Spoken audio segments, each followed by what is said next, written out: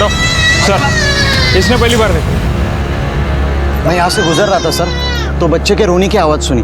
यहाँ आके देखा तो बच्चा रो रहा था और एक लाश पड़ी थी वहाँ, औरत की। रानी भाई बाहर लगे।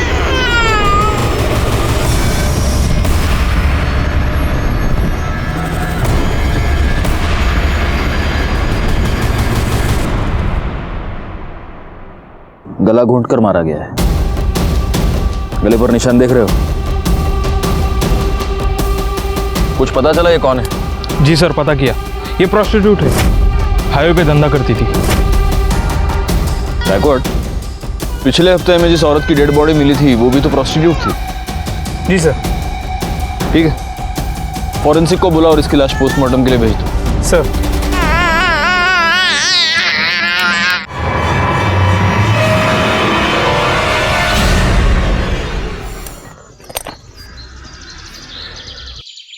अपने पूरे करियर में मैंने ऐसे कई केसेस देखे हैं जहां जुर्म की वजह होती है जलन, या फिर लालच, या फिर बदले के लिए जुर्म किया जाता है, या फिर कभी कभी सिर्फ मजे लेने के लिए। नमस्कार, मैं inspector Rajesh Jadhav, crime petrol Dastak के आज के इस भाग में आपका स्वागत करता हूं।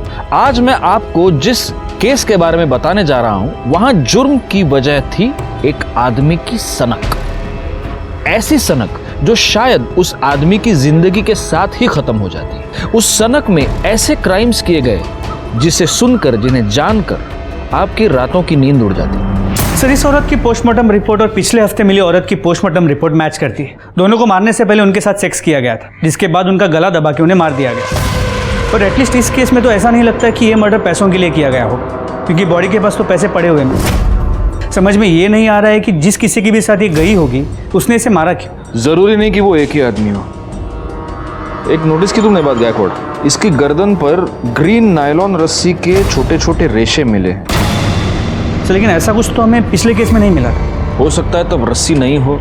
मुझे ऐसा लगता है गायकवाड़, इन दोनों मर्डर केसेस में कुछ ना कुछ कनेक्शन है, क्योंकि पीएम रिपोर्ट और मारने का तरीका दोनों सेम है। हो सकता है कातिल भी सेम हो। सर, ये बच्ची कब से रो रही है, चुप ही नहीं हो रही है।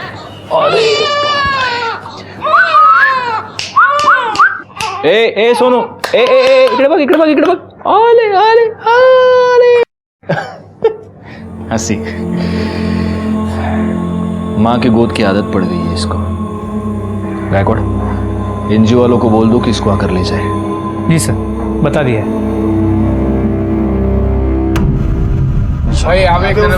इधर दे, इधर दे। चल चल जल्दी, हाथ चला राजू। हाँ भाई, चल एक। ये देना। अरे जाना दूंगा, एक मांगने आ गया, तू दे दे मेरे को। हे राजू, भिखारी बहुत डेली का उसका। अरे बच्चा है, कुत्ता नहीं है। चल बेटा, भूख लगी तेरे को, वड़ा पाव दे उसको, दे वड़ा पाव। ले भाई, और दू क्या? चल काम कर, चल जल्दी जल्दी कर। अरे भाऊ, याद है वृंदा वहिनी का फोन आया था? अरे हाँ, वो मेरा बात हुआ, वो सुबह मिल नहीं पाया ना, बस वही बोल रही थी। और ये क्या है, तुम्हारा वहिनी वहिनी लगा रखा है, अभी तक लगन नहीं हुआ मेरा और उसका। तो भाव नहीं हुआ तो हो जाएगा ना। आई, जो महेश अंकल ने चॉकलेट दी थी ना, वो मुझे दो ना। चॉकलेट चाहिए तुझे? देती हूँ।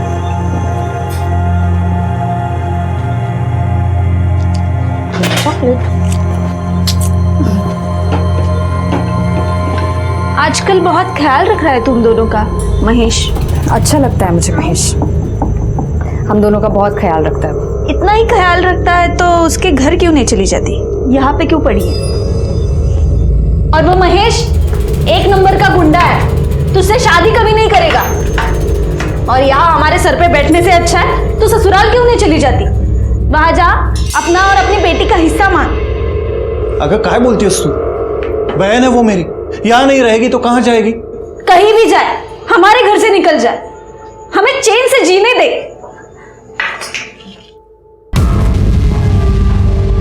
लो, नाम लिया और हाजिर हो गए। इन्हें लेने आए हो, लेके जाओ, जाओ।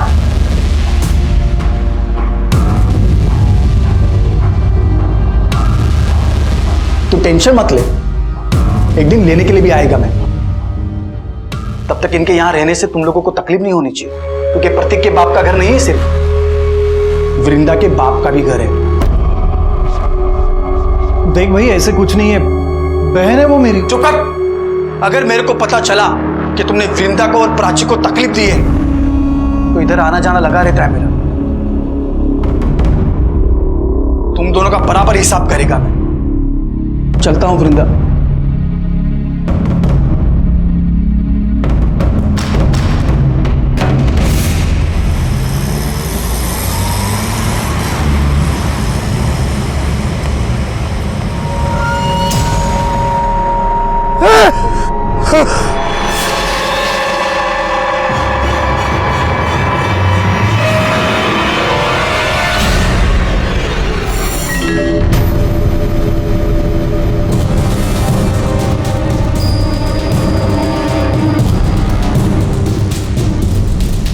गले पर निशान देख रहे हो?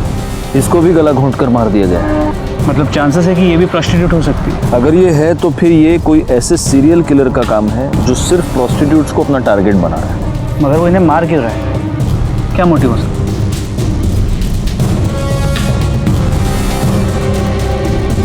फिलहाल इसकी लाश को पोस्टमार्टम के लिए भेज दो और उनको बोलना जरा जल्दी भेजे रिपोर्ट। सर,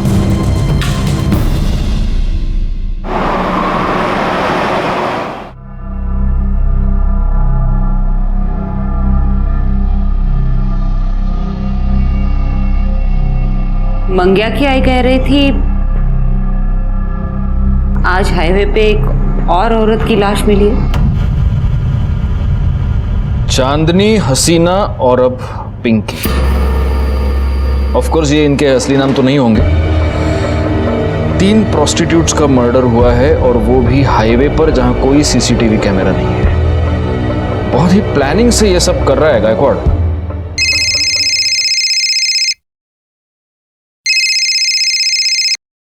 हाँ, मैंने बीपी की गोली ले ली है और सुबह से एक भी तीखा वड़ा पाव नहीं खाया है। सर, हाँ वड़ा। हाँ, टीवी क्या है टीवी पे? हाँ, रुको रुको देखता हूँ। हाईवे पर एक के बाद एक 3 देह व्यापार में लिप्त औरतों की लाश मिली है। कातिल बड़ी ही चालाकी से अपने काम को अंजाम दे रहा है। पुलिस हाथ पर हाथ धरे बैठी है। तकरीबन 10 दिनों में 3 औरतों का कत्ल हुआ है और पुलिस है कि उनके कान पर जूं तक नहीं रेंग रही है। मैं कैमरामैन आकाश के साथ लाइक खान। काय काम संभली काय सगळी? चलो चलो, टीवी बघतायत। शोभा, ये बताने के लिए फोन किया तुमने मुझे? अरे बाबा, रिपोर्टर अपना काम कर रहा है, मैं अपना काम कर रहा हूँ। हाँ चलो, रखो फोन अभी। हाँ, अरे तुम्हारी कसम, मैंने सुबह से एक भी वड़ा पाव नहीं खाया है। हाँ हाँ चलो, अरे रखो बाबा, रखो। हाँ चलो, ओके ओके बाय। अरे सर, क्या है? अभी तो आपने कसम खाई है। हाँ तो सुबह से एक भी वड़ा पाव नहीं खाया, ऐसी कसम खाई है मैंने, अभी खा रहा हूँ। सर, हाँ, पिंकी की पोस्टमार्टम रिपोर्ट। सर, फिर से वही, मारने से पहले उसके साथ सेक्स किया गया था और गले पे ग्रीन नायलॉन की रस्सी के रेशे मिले।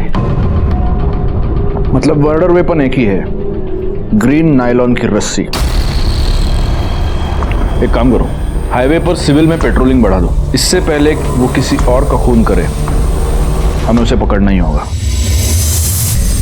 तू भड़क क्यों रहा है? अरे भड़कू नहीं तो और क्या करूं? तू काम पे लग गई और मेरे को मालूम तक नहीं।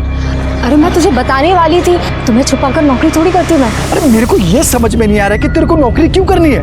तेरे को देता है ना मैं सब, तेरी बेटी का भी ख्याल रखता है मैं। मुझे पता है कि तू ख्याल रखता है, लेकिन मैं नौकरी प्राची के लिए कर रही हूँ। जिधर पे तू काम पे लगी उधर का सेट कैसा है? अरे अच्छा आदमी है वो, तू परेशान मत हो। अच्छा मुझे लेट हो रहा है, मैं चलती हूँ, ठीक है? ठीक है। ये देखिए मैडम, ये बहुत प्यारी साड़ी है जी।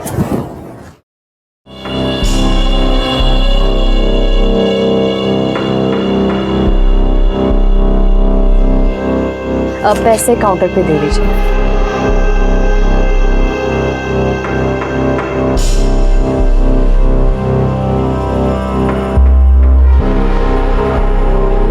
एक बात कहूँ जी?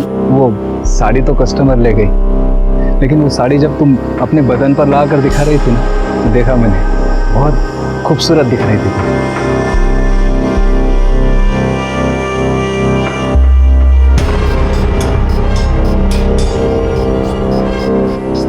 वैसे सोचता हूँ वैसी सेम साड़ी तुम्हें एक गिफ्ट दे दूँ, पर अगर मैं तुम्हें साड़ी गिफ्ट दूंगा तो तुम्हें भी तो मुझे कुछ देना पड़ेगा ना, समझ रहे हो ना? पगार भी बढ़ा दूंगा।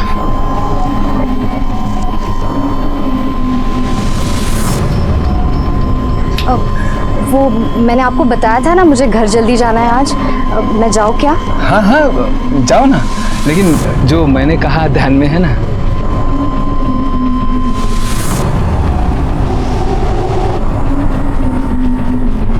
महेश, कितने बार बताऊं मैं तुम्हें, वो सेठ के साथ मेरा कोई चक्कर नहीं है। मैं बस अपने काम से काम रखती हूँ। देखा तेरा काम से काम में, कैसे दांत फाड़ फाड़ के हंस रही थी तू। ऐसा कुछ नहीं है महेश। वो खुश था क्योंकि मैंने आज सेल अच्छी की थी। वो बस मेरी तारीफ कर रहा था। देख, तू अगर मेरे को धोखा देगी ना तो मैं महेश, मैं तुम्हें धोखा क्यों दूंगी? मैं हमेशा तुम्हारे साथ रहूंगी, कहीं छोड़ के नहीं जाऊंगी तुम्हें। सच्ची? हाँ।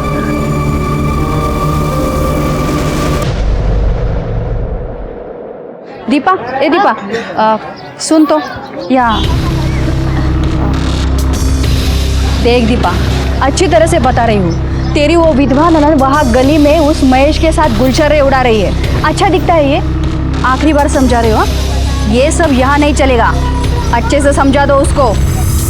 बहुत हो गया अभी, और नहीं सहन कर सकती मैं। बहुत सही बनी। दीपा, अरे मेरी बात सुनो, इतनी छोटी बच्ची लेके कहाँ जाएगी ये?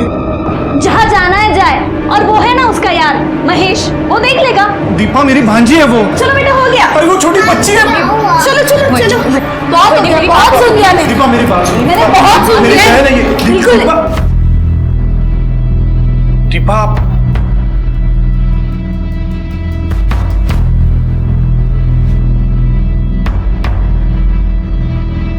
अरे राजू, भाऊ, ये राजू है, महेश के ठेले पे काम करता है। हाँ, क्या है राजू? वो क्या, वो भाव ने अभी प्राची के लिए ये गिफ्ट खरीदा, तो उन्होंने बोला कि ये दे देना, ये चॉकलेट भी दे देना, और बड़ा पाव भी है प्राची के लिए।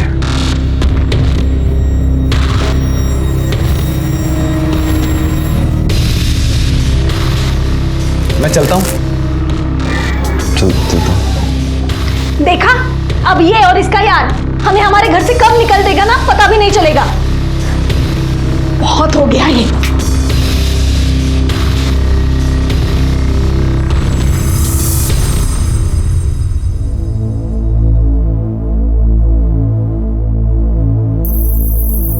देखा है वृंदा को? अरे क्या हुआ, ऐसा चुप क्यों है? कुछ हुआ क्या? अरे बोल ना, कुछ हुआ क्या? भाव, वृंदा वहिनी के साथ कुछ ठीक नहीं हो रहा उस घर में।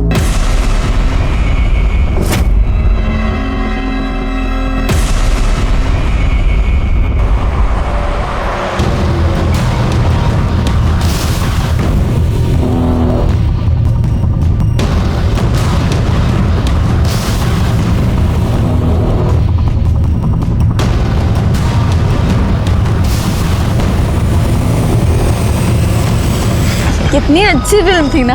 हाँ। कितने दिनों बाद ऐसे बाहर निकले हम लोग। कितना अच्छा लग रहा है। वरना तुम्हारी बहन, उसने तो जीना हराम करके रखा है हमारा। तुम क्यों सोचते हो उसके बारे में ऐसे?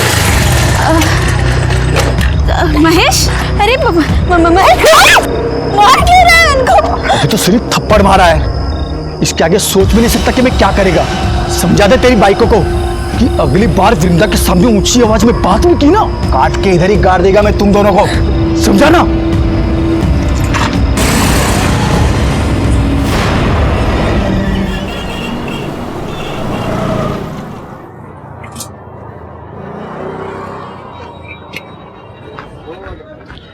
क्या भाव, क्या बात है? हाँ, आज आप इतनी जल्दी आ गए सुबह सुबह? अरे दिन में काम से जाना है, सोचा जल्दी जाके गाड़ी लगा देता हूँ, लेकिन देखना गाय गाय में पूरा तेल गिर गया। अरे भाव, आप बिंदास जाओ। अरे आप बिंदास जाओ, मैं संभाल लेगा, जाओ। पक्का संभाल लेगा ना? भाव, आप बिंदास जाओ, मैं संभाल लेगा सब कुछ। दो। ठीक है।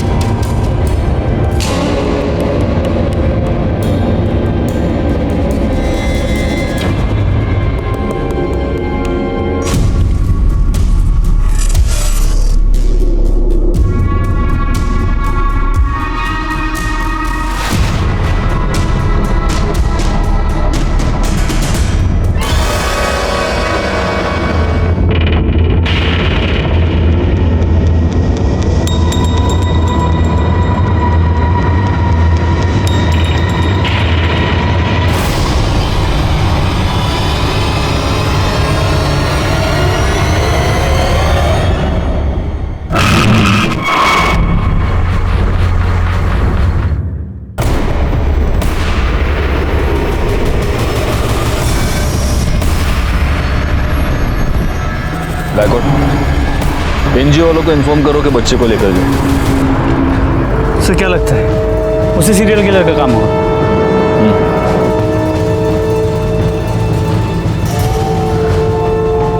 या तो वो हमसे 2 कदम आगे चल रहा है या हम बहुत स्लो है।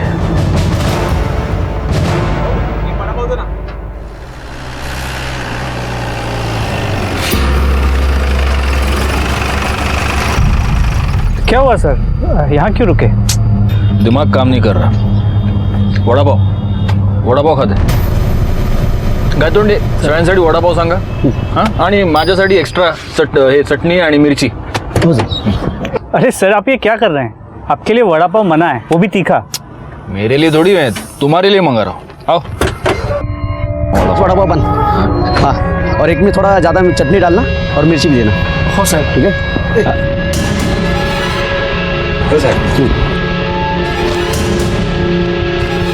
क्या सगळ्यांनी ये आपका चटनी वाला।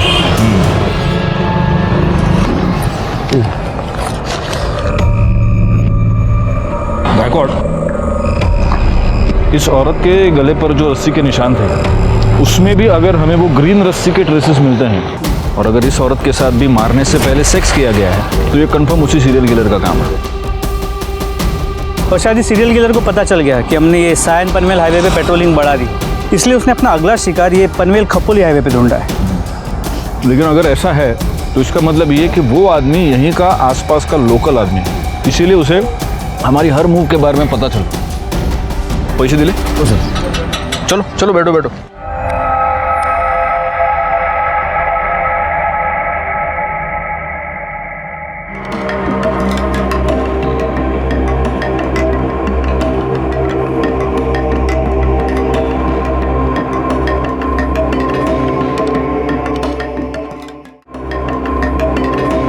तुझी गाड़ी है करे? हो साहब। पावती है ना साहब?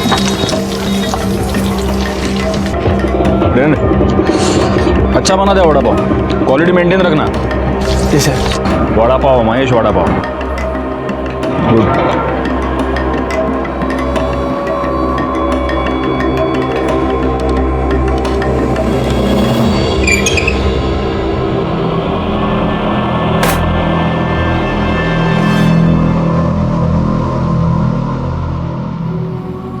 आज फिर तो किसी को मार दिया? हाँ, सबको मार देगा मैं, सबको मार देगा मैं। बस कर अब, बहुत हो चुका। किसी को नहीं छोड़ेगा मैं, सबको खत्म कर देगा मैं। चला।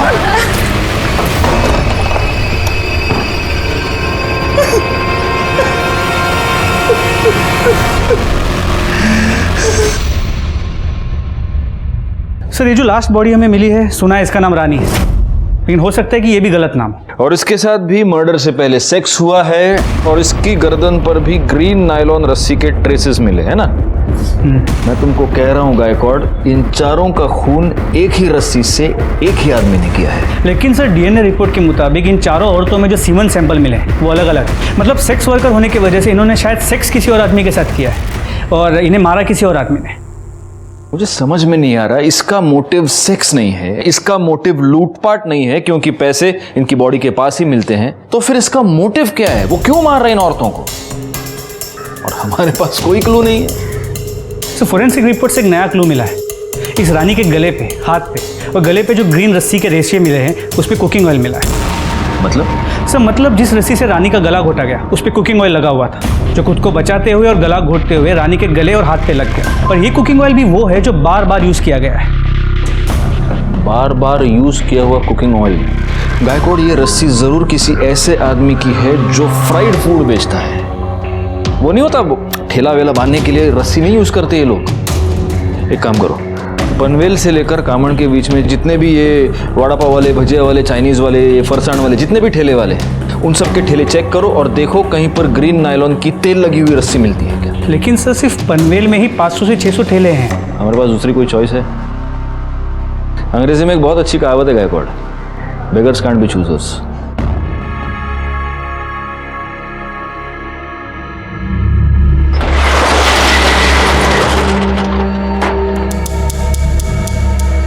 शटर क्यों बंद किया? तुमने तो कहा था ना कि बदले में कुछ दोगे, हाँ? तो अब ना मत करना। छोड़ो मेरे हाथ, देखो मेरे को, मैं चिल्लाऊंगी।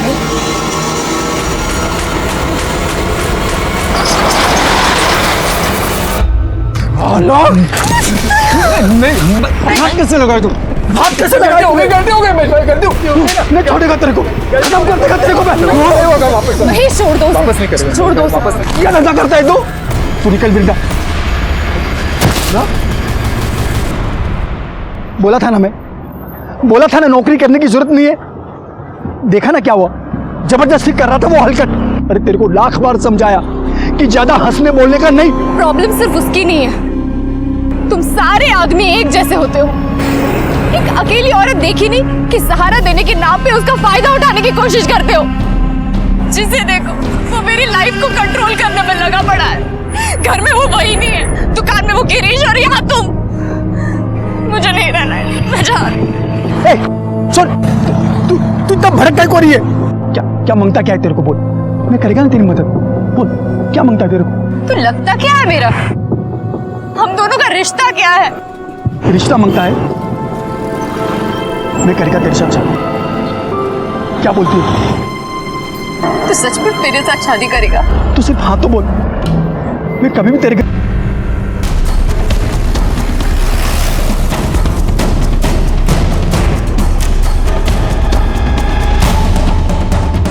ये रस्सी कहाँ से आई तुम्हारे पास? साहब वो मैंने कुछ दिन पहले खरीदी थी। प्लास्टिक बांधना पड़ता है ना, नहीं तो बारिश में पानी अंदर आ जाता है, इसलिए। शिरके, जी सर। ग्रीन नायलॉन की रस्सी ढूंढनी है, पीली नहीं।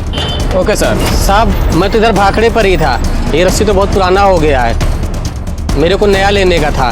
कहीं ऐसा ना हो कि अभी बांधा और अभी टूट जाए। उसमें से थोड़ा सैंपल के लिए हम लेके जा रहे हैं, ठीक है? ठीक है साहब। सर, हम लोग यहाँ तक आए हैं तो जादव सर के लिए एक महेश का वड़ा पाव लेते हैं, चटनी डाल के। ठीक है, चलेगा। गौली, शिरके, तुम लोग बाकी की दुकानें चेक करो।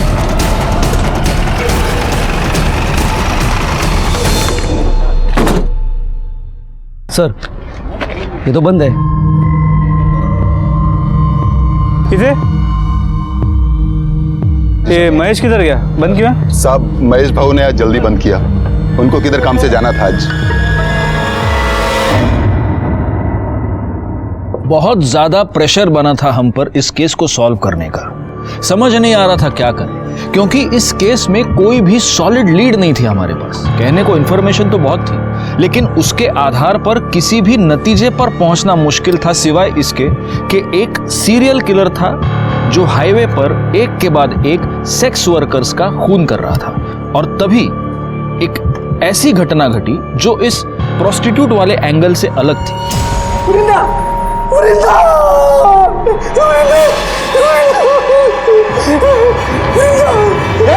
क्या कर रहा है? क्या कर रहा है?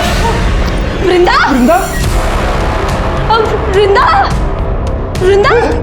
दीपा, वृंदा को किसी ने मार दिया। वृंदा को क्या हो गया रे? बेटा, तुम्हें अंदर किसने बंद किया? मैं अंदर खेल रही थी और बाहर से किसी ने कड़ी लगा दी। अरे वो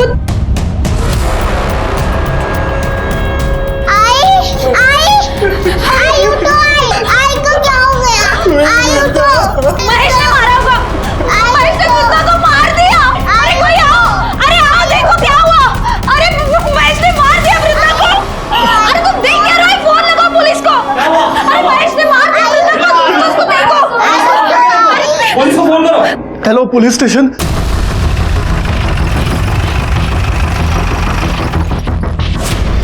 चलिए हटिए।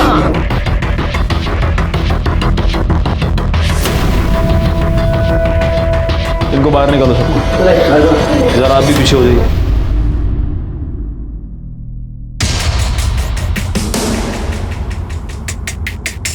गायकवाड़,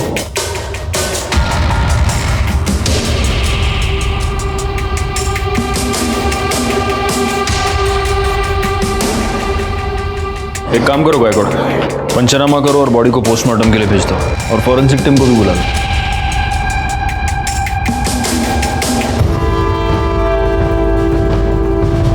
तू वो वड़ा पाव वाला है ना? तू यहाँ क्या कर रहा है? साहब, इसी ने मारा वृंदा को। हम घर आए तो ये यही था। मैंने नहीं मारा है सर, मैंने नहीं मारा है, लेकिन जिसने भी मारा है ना उसे छोड़ेगा नहीं, मैं नहीं छोड़ेगा मैं। चुप, घेऊन जायला नहीं छोड़ेगा मैं, नहीं छोड़ेगा मैं। मैंने पहली बार वृंदा में ही देखा कि माँ क्या होती है। उसने अपनी इज्जत भी संभाली और अपनी बच्ची के लिए खड़ी भी रही। मैं बोला उसको सब खर्चा दूंगा मैं, फिर भी अपनी बेटी के लिए उसने नौकरी की और उस हलकट गिरीश के वहां वो नौकरी पे लग गई।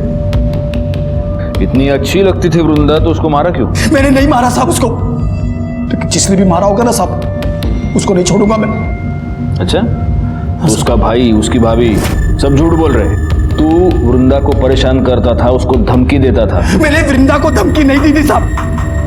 मैंने प्रतीक और दीपा को बोला था कि उसको परेशान ना करें। मैंने तो वृंदा को सिर्फ इतना ही बोला था कि किसी के भी साथ ज्यादा हंसने बोलने का नहीं। अच्छा, क्यों नहीं हंसने बोलने का? मतलब तू कुछ भी कर सकता है, वो कुछ नहीं कर सकती, क्यों? ऐसा नहीं है साहब, दूसरों का छोड़ो, मैं वृंदा को हाथ भी नहीं लगाया था और शादी से पहले साथ में सोना तो दूर की बात, मैं तो प्यार करता था उससे, शादी बनाने का था, इसीलिए उसके घर पे मैं उसका हाथ मांगने के लिए गया था, लेकिन मेरे पहले वो वहां पे मरी पड़ी थी।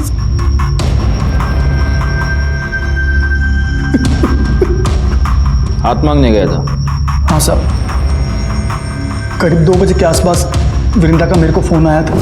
हाँ हेलो महेश, आज तुम शाम को 4 बजे घर आ सकते हो? अरे शाम को कैसे आएगा मैं, इधर धंधा कौन संभालेगा? शादी की बात करने के लिए तुम एक दिन जल्दी दुकान बंद नहीं कर सकते? क्या तू मेरे को शादी के लिए बुला रही है? मैं गाड़ी बंद करके घर गया, कपड़ा बदली किया, उसके घर के लिए निकला। जब घर जाके देखा तो वो पहले से मरी पड़ी थी साहब। कितने बजे पहुंचा उसके घर? 3:45 बजे पहुंचा होगा साहब, तब तक वो मर चुकी थी। मैंने कुछ नहीं किया साहब, आपको पूछ रहा है तो राजू से पूछ लो साहब। चल चल, मैंने मान लिया कि तूने वृंदा को नहीं मारा। किसने मारा? उसके भाई और भाभी ने मारा होगा साहब, क्योंकि उनको लगने लगा था कि वृंदा उन पे बोझ बनती चली जा रही है, और उन दोनों ने भी नहीं मारा होगा ना साहब, तो उस हलकट गिरीश ने मारा होगा उसे। सर ऐसी कोई बात नहीं, किसी ने आपको मेरे बारे में गलत बोला है। मैं उससे बहुत अच्छे से बात करता था। एक अच्छा है, तेरे दुकान में सीसीटीवी है, दिखा, फुटेज दिखा, सब पता चल जाएगा किससे कैसे बात करता था। इसमें ये क्या, चेक करो जरा। पासवर्ड क्या है? सर, अरे पासवर्ड क्या है? सर वो मुझे अच्छी लगती थी, लाइन भी देती थी मुझे, तो मुझे लगा सब। तेरे दुकान में ग्रीन कलर की रस्सी है? ग्रीन क्यों सर? तू नहीं बताएगा? गायतोंडे सर, जरा शोधा सगळीकडे, देखो रस्सी मिलती है क्या? नहीं है सर। वैसे काफी रंगीन, काफी शौकीन आदमी लगता है तू। हाँ, उधर तो जाता होगा? किधर सर? उधर प्रोस्टिट्यूट्स के पास। अरे नहीं सर, मैं वैसा आदमी नहीं हूँ। वैसा आदमी नहीं है? नहीं सर। तो वैसा आदमी है? हाँ, मतलब 1-2 बार गया हूँ। हाँ, 1-2 बार गया है, और वहां जाने के बाद उनका खून भी किया है। सिर्फ 4 को मारा है, और को भी मारा? अरे नहीं सर, मैंने किसी को नहीं मारा है। सब पता चल जाएगा। गायतोंडे सर, सापड़ लेगा? नहीं सर, दुकान चेक कर लिए और काउंटर भी देख लिए, कहीं ग्रीन कलर की रस्सी नहीं मिली। बोला ना सर, नहीं है सर कुछ। ठीक है, चला। तो इसे नहीं बताएगा, तेरे को है ना एक दिन हमारे यहाँ पे बुला के पूछूंगा। सर, एक बार रस्सी के लिए इस महेश के वड़ा पाव के स्टॉल को चेक कर लेता हूँ। कर लो। पूरी गाड़ी को अच्छे से चेक करो, देखो ग्रीन रस्सी मिलती है क्या।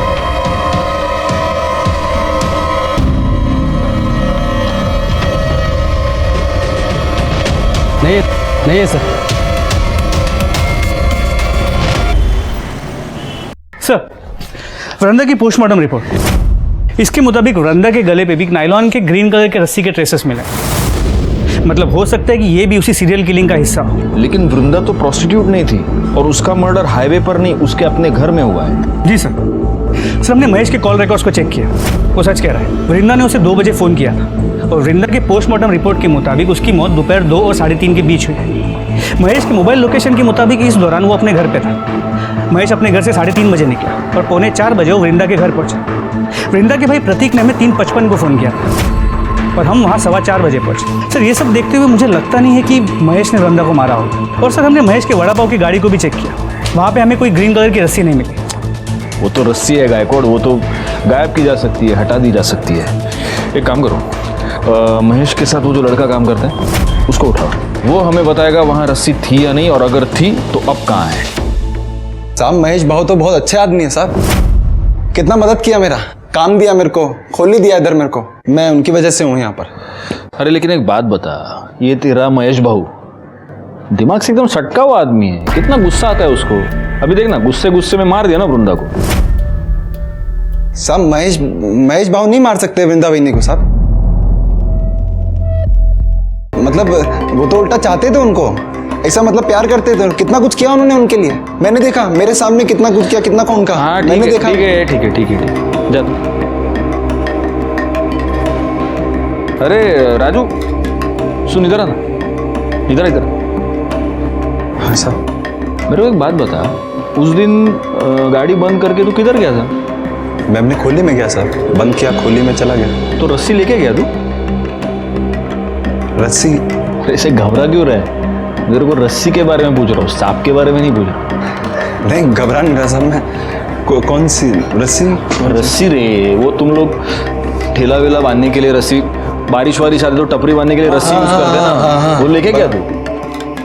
वो तो साहब वो रस्सी नहीं मिल रही, वो तो मिल नहीं रही, तो ढूंढा नहीं? मैं पूछा साहब आसपास के, मैंने दुकान वाले से ही पूछा, मैंने ठेला लगाते हैं ना उनसे ही पूछा मैंने, किसी को मालूम ही नहीं साहब बस रस्सी कहाँ गई। क्या बात कर रहा है गायकवाड़, एक गरीब आदमी की रस्सी गायब हो गई, क्या कर रहे हो गायतोंडे? रस्सी गली, चल ठीक है देखते। ये जरूर हमसे कुछ छुपा रहा है।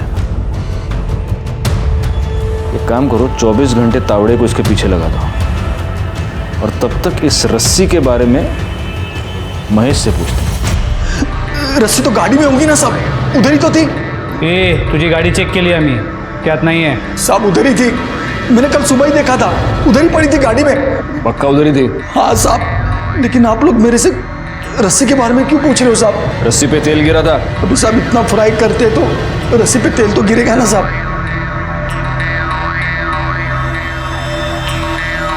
साहब अभी तो आपको पता चल गया ना मैंने कुछ नहीं किया है साहब, फिर तो मेरे को छोड़ दो साहब। और साहब मैंने कुछ नहीं किया है साहब। सर ये गिरीश के कॉल रिकॉर्ड्स। सर इस कॉल रिकॉर्ड के मुताबिक वृंदा के मर्डर के वक्त, मतलब दोपहर को 3:20 से 3:35 के बीच, ये गिरीश वृंदा के घर के आसपास ही था। उतला देना इधर देख रहे, इकडे बात।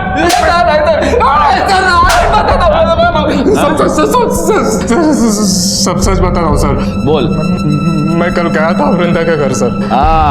उसे माफी मांगने गया था और उसे वापस जॉब के ऑफर देने, क्योंकि वो मुझे अच्छी लगने लगी थी, उसको मिस कर रहा था सर मैं। पर मैं जब उसके घर के पास पहुंचा तो मैंने एक आदमी को वहां से भागते हुए देखा। दरवाज़ा खुला था सर, जब मैं अंदर गया तो देखा वृंदा जमीन पर मरी पड़ी है। मैं बहुत डर गया था सर, इसीलिए पहले झूठ बोला। सर मिर्ची लेके आओ, मिर्ची। ये अभी मिर्ची खा के ही सच बोलेगा। अरे सर आप मिर्ची क्या, मुझे गोली भी मारेंगे तो मैं यही बोलूंगा सर, क्योंकि यही सच है। तूने किसी को भागते हुए देखा? किसको देखा? हाँ वही आदमी था जिसने तेरे साथ झगड़ा किया था वृंदा के ऊपर से? नहीं सर, कोई दूसरा था। अरे दिखता कैसे था बोलना। सर 24-25 साल का आदमी था, लंबी नाक की पतली दाढ़ी थी सर, दुबला पतला था। ये था? हाँ सर यही था।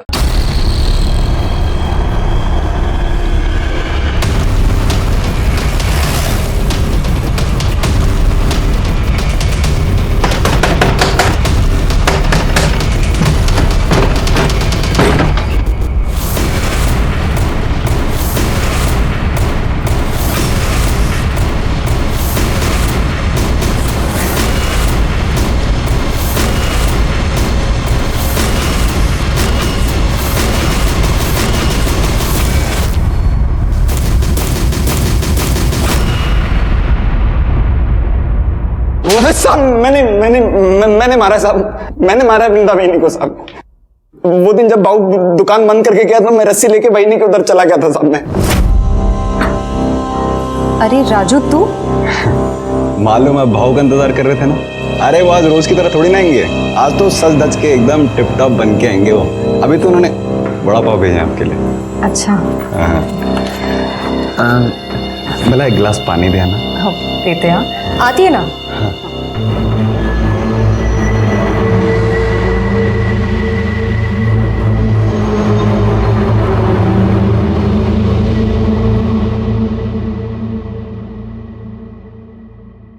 अरे ये कहाँ गया?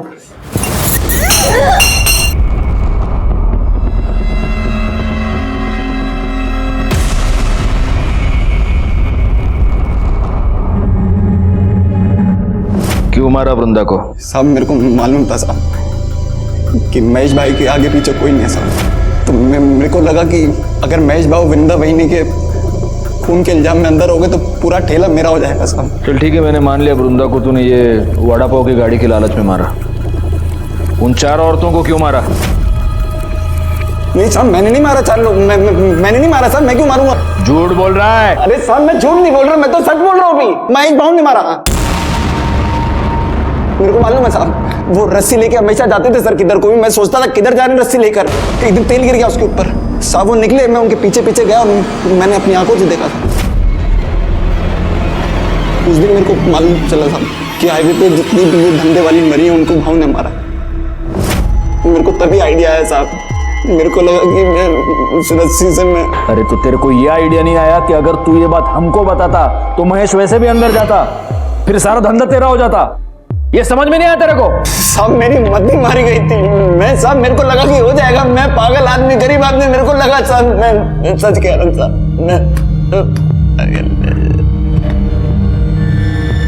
महेश,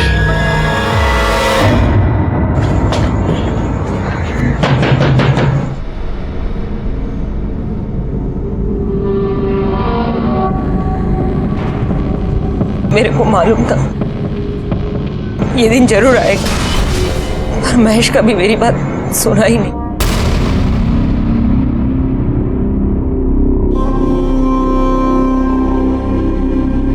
इसका मतलब आप ये जानती हैं कि हाईवे पर जिन औरतों के खून हो रहे हैं वो आपका बेटा ही कर रहा है। जी साहब। तो आपने ये बात कभी पुलिस को बताई क्यों नहीं? अब बेटा है मेरा, मैं कैसे बता दे?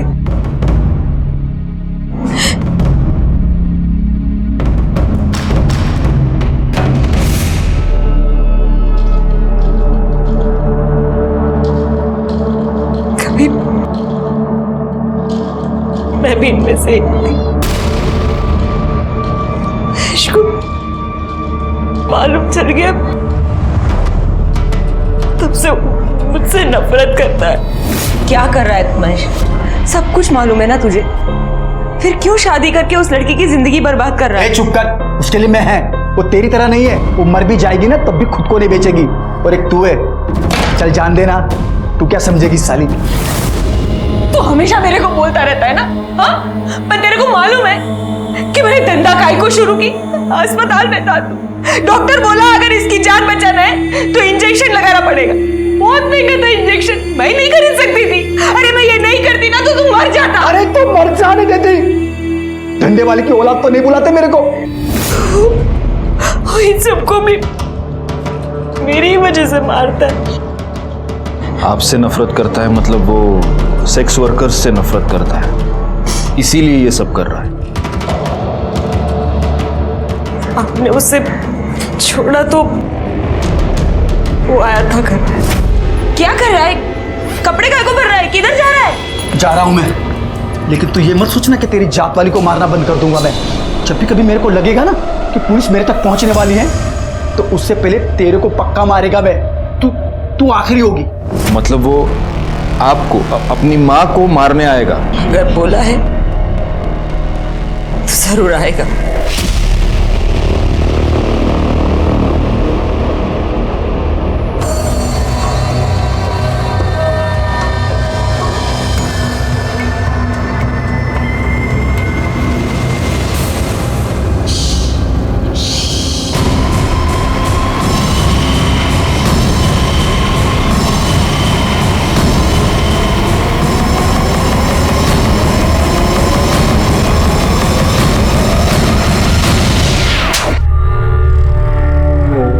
मैं 12 साल का हुआ जब मेरे को मालूम पड़ा कि मेरी आई क्या काम करती है। तुझे पता है तेरी आई क्या काम करती है?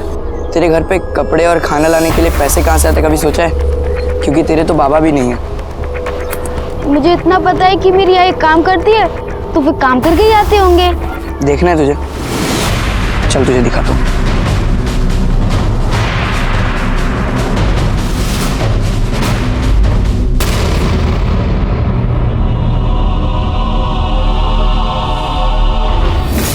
फिर सभी धंधे वाली, उनकी पूरी जात से मेरे को नफरत हो गई। मैं सबको खत्म कर देना चाहता था ताकि फिर से कोई बिना बाप के नाम वाला महेश किधर को पैदा ना हो।